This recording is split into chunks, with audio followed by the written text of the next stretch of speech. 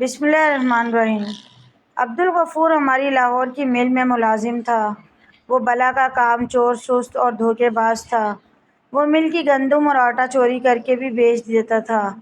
کام میں بھی سستی کرتا اور جی بھر کر نکھٹو بھی تھا۔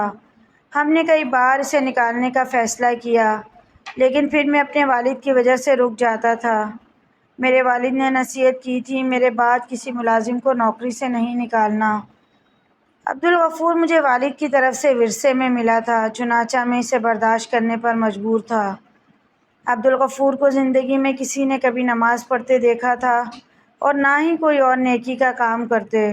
وہ دبا کر سگریٹ بھی پیتا تھا اور چرس بھی۔ وہ پوری زندگی مقروض بھی رہا تھا۔ ہم ہر سال اپنے ایک ملازم کو حج پر بھجواتے تھے۔ ہم اس ملازم کے تعین کے لیے قرآن اندازی کرتے تھے۔ ہم نے ایک سال قرآن اندازی کی، عبدالغفور کا نام نکل آیا۔ ہم نے اسے حج کی پیشکش کی، لیکن اس نے انکار کر دیا۔ لوگوں نے اسے بہت سمجھایا، لیکن وہ نہیں مانا۔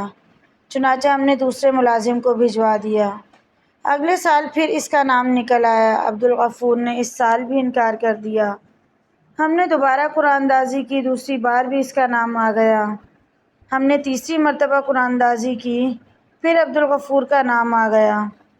عبدالغفور نے اس سال بھی انکار کر دیا۔ ہم نے تجربے کے لیے مرتبان میں چوتھی مرتبہ عبدالغفور کی پرچی نہ ڈالی اور اس کی جگہ خالی پرچی ڈال دی۔ چوتھی مرتبہ پرچی نکالی تو وہ خالی نکلی، گویا اللہ تعالیٰ ہر صورت میں عبدالغفور کو حج کرانا چاہتا تھا، لیکن وہ نہیں مان رہا تھا۔ ہم نے اس پر بہت زور دیا، مگر اس کا کہنا تھا مجھے تو نماز بھی نہیں آتی، میں حج کر کے کیا کروں گا۔ میں نے آخر میں اس کے ساتھ سودا کیا۔ میں نے اس سے کہا تم حج پر چلے جاؤ، میں تمہیں پورے سال کی تنخواہ اضافی دے دیتا ہوں۔ وہ لالچ میں آ گیا۔ میں نے مولوی صاحب کا بندوبست کیا۔ مولوی صاحب نے اسے نماز اور حج کا طریقہ سکھایا، دعائیں اور آیتیں یاد کرائیں، اور ہم نے اسے حج پر روانہ کر دیا۔ عبدالغفور حج پر گیا، اس نے حج ادا کیا، طواف وداع کیا، عشاء کی آخری نماز پڑھی، سجدے میں گیا اور سجدے ہی میں انتقال کر گیا۔ وہ مرنے کے بعد دیر تک سجدے میں پڑا رہا۔ ساتھیوں میں سے کسی نے ہلایا تو پتہ چلا عبدالغفور انتقال کر چکا ہے۔ آپ اللہ کے فیصلے دیکھیے، اس رات امام کعبہ کا انتقال بھی ہو گیا۔ اگلی صبح امام کعبہ کا جنازہ تھا۔ عبدالغفور کی میت بھی امام کعبہ کے ساتھ حجر اسود کے سامنے رکھ دی گئی اور لاکھوں حاجیوں نے اس کا جنازہ پڑھا۔ ہمیں اطلاع دی گئی، ہم نے لاش کے بارے میں پوچھا گیا۔ ہم نے اس کی بیگم سے پوچھا، بیگم کا کہنا تھا اللہ تعالیٰ نے اگر اسے خانہ کعبہ بلایا ہے تو پھر اس کی تدفین بھی مکہ میں کر دی جائے۔ ہم نے اس کی تدفین کی اجازت دے دی اور یوں وہ مکہ مکرمہ میں دفن کر دیا گیا۔ میں اس کے نصیب پر حیران رہ گیا۔ جب میں اس کی بیگم کے پاس گیا اور اس سے عبدالغفور کی خوش بختی کی وجہ پوچھی، بیگم نے ایک عجیب بات بتائی۔ اس کا کہنا تھا میرے خاوند میں کوئی خوبی نہیں تھی، اس نے زندگی میں کبھی کوئی نیکی نہیں کی۔ میں خود حیران تھی، اللہ تعالیٰ نے اسے کس نیکی کا صلہ دیا۔ میں کئی دن سوچتی رہی، پھر مجھے اچانک اس کی ایک اچھی عادت یاد آئی۔ ہمارے محلے میں ایک خوبصورت بیوہ ہے، یہ جوانی میں بیوہ ہو گئی تھی۔ محلے کے تمام لوفر اس پر بری نظر ڈالتے تھے۔ اس کی 2 چھوٹی بیٹیاں تھیں۔ مکان اس کو اس کا مرحوم خاوند دے گیا تھا، گھر کے اخراجات اس کے دیور نے اٹھا لیے تھے، لیکن مہنگائی میں اس کا گزارا نہیں ہوتا تھا۔ وہ اپنی بیٹیوں کو پڑھانا چاہتی تھی اور وہ اس کے لیے دوسروں کے گھروں میں کام کرنے جاتی، لیکن وہ جہاں جاتی تھی لوگ وہاں اس کی عزت پر ہاتھ ڈال دیتے، چنانچہ وہ کام چھوڑنے پر مجبور ہو جاتی۔ میرے خاوند کو پتہ چلا تو وہ اس کی ڈھال بن گیا، اس نے اسے اپنی بہن بنا لیا۔ اس نے اپنی منہ بولی بہن کو گھر بٹھایا اور اس کی دونوں بیٹیوں کو اسکول داخل کرا دیا۔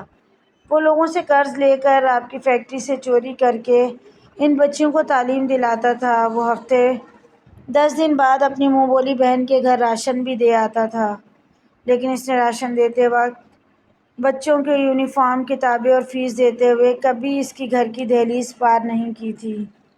وہ یہ تمام چیزیں ایک بڑی سی ٹوکری میں رکھتا، وہ ٹوکری بیوہ کی دہلیز پر رکھتا تھا، دروازے پر دستک دیتا اور کہتا مریم بہن میں نے سامان باہر رکھ دیا ہے، آپ اٹھا لیں۔ اور مریم وہ سامان اٹھاتے وقت ہمیشہ کہتی تھی، جا میرے بھائی، اللہ تعالیٰ تمہارا خاتمہ ایمان پر کرے۔ ہمیں یہ دعا عجیب لگتی تھی لیکن ہم چپ رہتے۔ آپ نے اسے پچھلے سال بھی حج پر بھجوانے کی کوشش کی، لیکن اس نے یہ سوچ کر انکار کر دیا کہ اگر وہ سعودی عرب چلا گیا تو مریم بہن خود کو بے آسرا محسوس کرے گی۔ وہ اس بار بھی نہیں جانا چاہتا تھا، لیکن آپ نے اسے پورے سال کی اضافی تنخواہ دی۔ عبدالغفور نے وہ ساری رقم مریم بہن کو دے دی۔ وہ حج پر چلا گیا۔